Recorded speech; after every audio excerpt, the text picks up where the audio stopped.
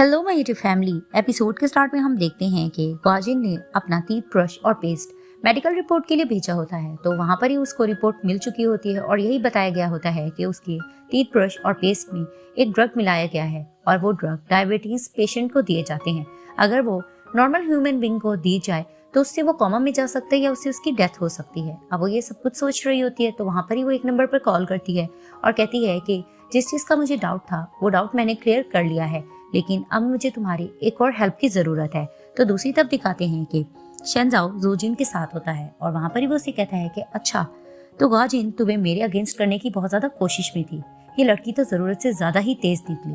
तभी फिर उसको जोजिन कहती है कि ये बताओ हम दोनों एक कब होंगे। तभी वो उसे कहता है कि तुम्हें मैंने कहा तो है कि जब तक कंपनी मेरे नाम नहीं हो जाती तब तक मैं कुछ नहीं कर सकता। अभी तो मुझे बहुत सी चेस की गेम को बीच में खेलते रहना है। तो वहाँ पर ही जोजिन मुंह बनाकर लेट जाती है। इधर से दिखाते हैं कि शेंजाओ और डिंग मैग्रान अपना डिस्कशन कर रहे होते हैं क्योंकि ग्वाजिन पर यह इल्जाम होता है कि उसने एक कॉलेज स्टूडेंट के डिजाइन को चुराया है और उसकी नकल की है।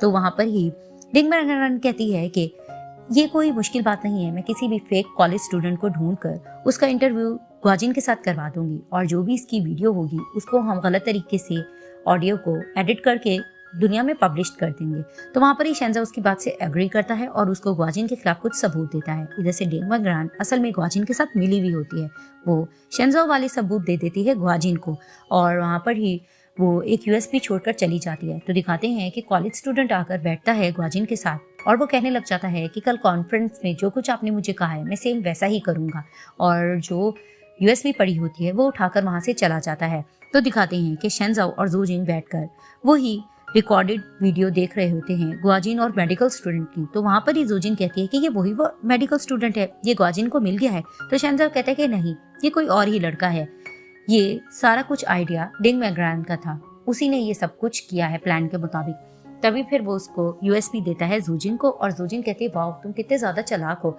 तभी फिर दिखाते हैं कि शेंजाओ को रियल मेडिकल स्टूडेंट की कॉल आती है और वो इससे कहता है कि आपने जो मुझे डिजाइन दिए थे मुझे पता लगा है कि वो तो ग्वाजिन के थे, तो आपने मुझसे झूठ क्यों बोला। तभी वो उस लड़के को कहता है कि तुम्हें इससे क्या, तुम तो बहुत ज्यादा फेमस हो चुके हो, वो डिजाइन अब तुम्हारे कहलाए जाते हैं और असल इल्जाम में तो ग्वाजिन फंसी है, तो तुम्हें क्या प्रॉब्लम, तुम अपने सिर्फ तरक्की को एंजॉय करो। और वो वहाँ पर फोन रख देता है। अब शेंजाओ और ग्वाजिन वॉशरूम होते हैं तो वहाँ पर ही शेंजाओ उसको बताता है कि कल के लिए मैंने एक प्रेस कॉन्फ्रेंस अरेंज की है जिसमें दूध का दूध पानी का पानी हो जाएगा, लोग जो हम पर शक कर रहे हैं सारे र्यूमर्स खत्म हो जाएंगे और मैं एक बहुत बड़ी प्लानिंग के साथ कल आ रहा हूँ। तभी वो उसे कहती कि ठीक है तुमने जो करना हो तुम करना। तभी फिर वो उसको कहता है कि हम कपल है, इतनी फॉर्मेलिटी की ज़रूरत तो नहीं। तभी फिर वो उसके टूथपेस्ट फिर से लगा रहा होता है टीथ ब्रश पे, तो वो उससे अपना टीथ ब्रश ले लेती है और अपना सेपरेट से टूथपेस्ट लगाने लग जाती है। तभी वो उसको थोड़ा सा हैरानगी से देखता है। तभी फिर वो उसे कहता है कि कल प्रेस कॉन्फ्रेंस होगी, अच्छे से कॉपरेट करना, और वो वहाँ से चला जाता है। तो नेक्स्ट डे दिखाते हैं कि प्रेस कॉन्फ्रेंस चल रही होती है तो वहाँ पर ही क्वेश्चन इससे लोग करने लग जाते हैं कि हमने सुना है कि आपका और ग्वाजिन का रिलेशनशिप पहले जैसा नहीं चला।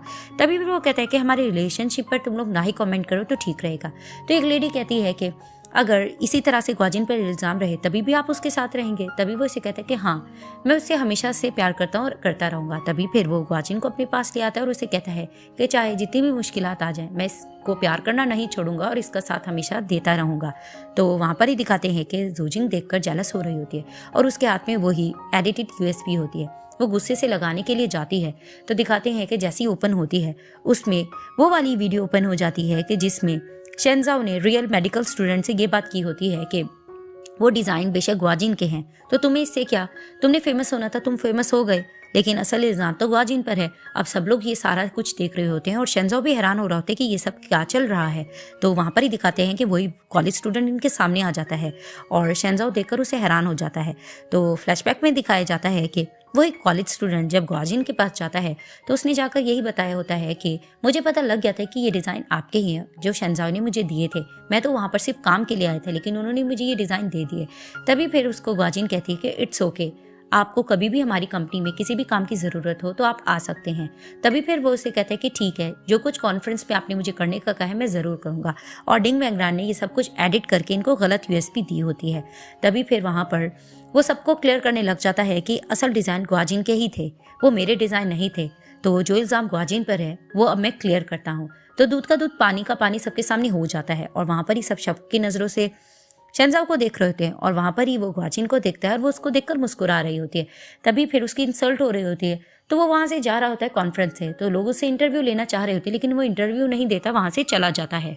अब ग्वाजिन घर आती है तो शेंजाओ उसको कहता है कि जब से हमारी शादी हुई है हमने चेस गेम कभी भी नहीं खेली।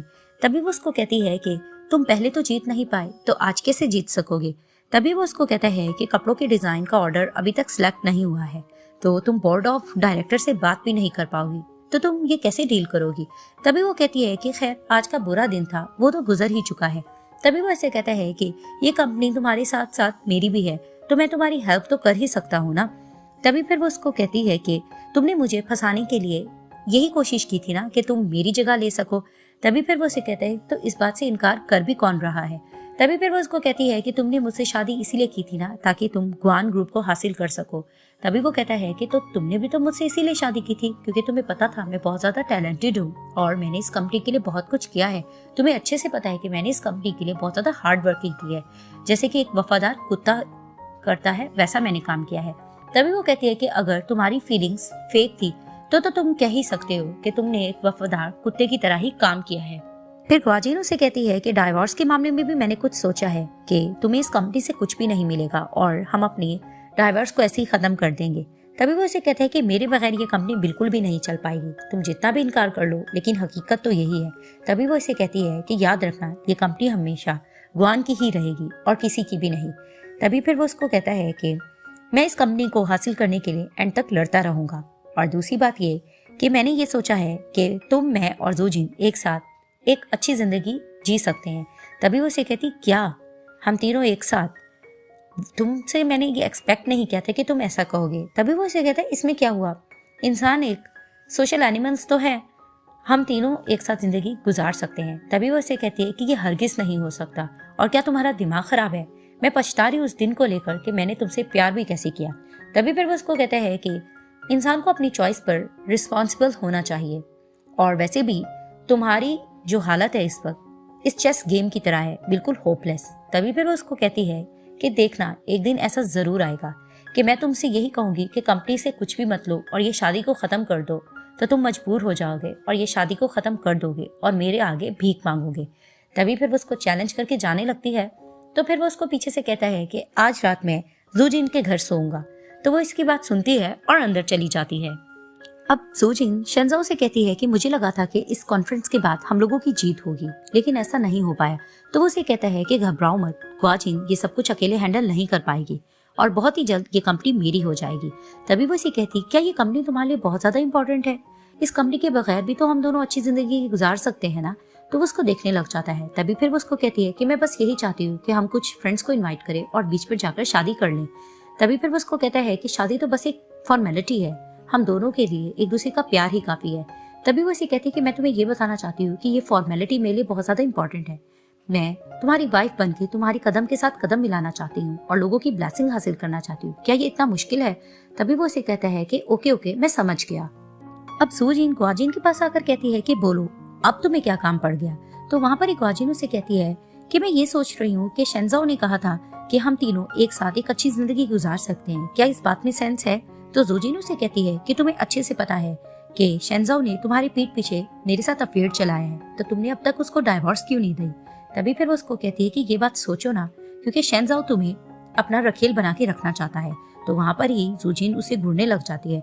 तभी वो इसे कहती है कि तुम्हारे पेरेंट्स रखेल के पेरेंट्स कहलाएंगे और तुम्हारे बच्चे नाजायज कहलाएंगे और शेंजाओ कभी भी तुमसे शादी तो नहीं कर पाएगा, ना ही तुम्हें लीगली अपनी वाइफ होने का नाम दे पाएगा। और जब तक तुम लोग जिंदा रहोगे तुम लोगों को दुनिया के ये क्रिटिसिज्म सुनना पड़ेगा। तो वहाँ पर ही ज़ूजिन गुस्से से उठती है और पानी का ग्लास जो रखा होता है वो ग्वाजिन के मुंह पर फेंकती है और वो वहाँ से चली जाती है और ग्वाजिन मुस्कुराने लग जाती है और ये पार्ट यहाँ ही एंड हो जाता है।